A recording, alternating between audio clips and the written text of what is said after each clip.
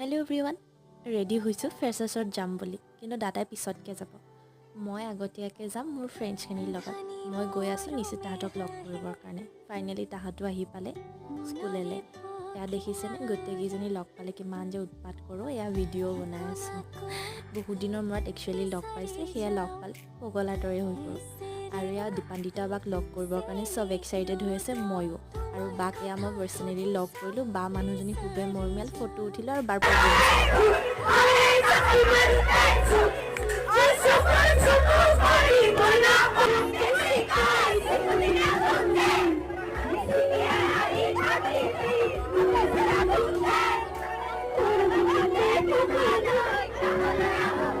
এয়া নাচি বাগি এতিয়া আমাৰ প্ৰগ্ৰেম শেষ হওঁ অৱস্থা। আমি ঘৰলৈ বুলি ওলাইছোঁ, কিন্তু তাইৰ জোচ কমা নাই। চাওক উৎপাত কৰি আছে। গতিকে আজিলৈ ভিডিঅ'টো এইখিনিয়ে। ভালে থাকক সকলোৱে, বাই বাই।